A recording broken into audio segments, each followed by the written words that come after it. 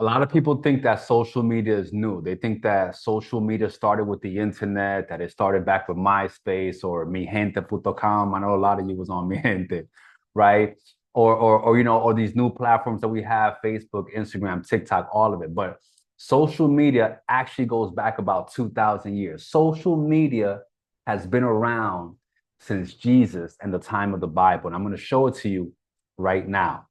So there's a story that many of us know about, Mary Magdalene, and she supposedly had the oldest profession known to man. But there was a time when, a crowd supposedly caught her in the act, and according to the law of Moses, someone that was committing this crime was supposed to be stoned to death. So this crowd, brings Mary Magdalene in front of Jesus, and they're like, hey, Jesus, we caught her, doing XYZ. And according to the law of Moses, she should be stoned. Now, the crazy thing was that, and Jesus knew this, like the crowd, they really didn't care about what she was doing. In fact, it was rumored, depending on what part of, history you study, that some of the guys in the crowd might have been some of her clients, right? But what they really wanted was to see how he was gonna, handle the situation, and kind of expose her, right? And so what happened was, many of us that know this story, like even if you're not a Christian or a Bible believer, many of us have heard this story.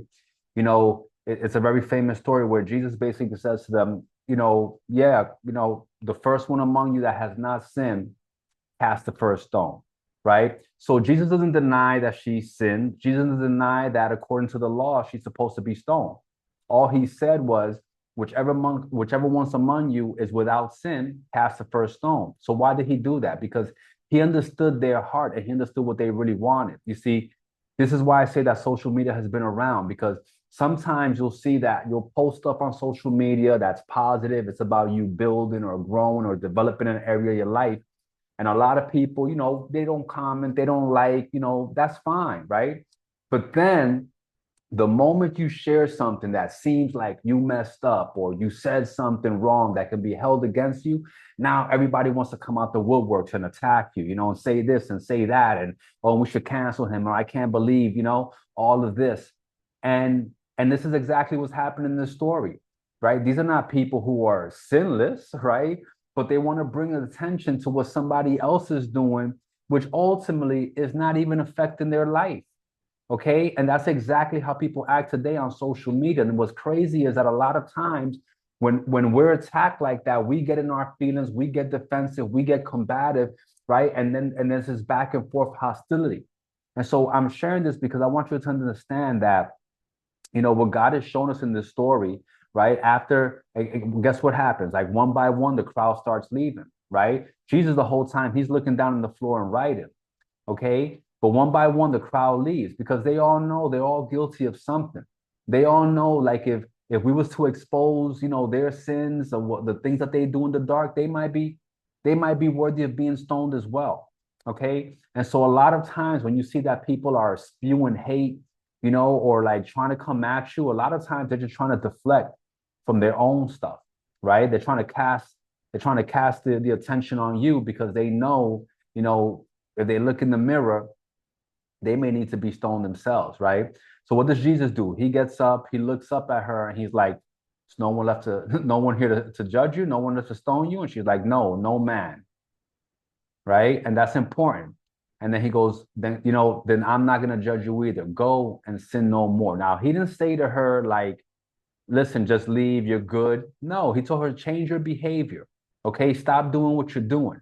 But also understand this: God is not gonna judge you if you change your behavior. And the only one that's worthy of judging you is God.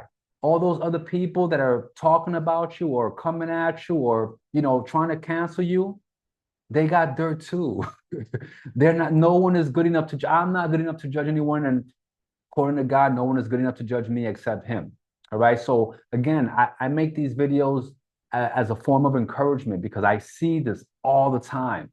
I see people that are like stuck, depressed, because they're constantly worried about what other people think, right? They live in this prison of self-judgment, and they think that the opinions of others matter. Listen, God is the only one who knows your heart.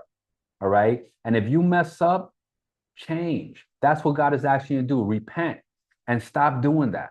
Okay. But don't feel as though some other human being, is living a better life and they have a state of righteousness that allows them to judge you. Only God can judge you, right? That's why when the rich young ruler came to Jesus and said, "Hey, good teacher, what good thing could I do?"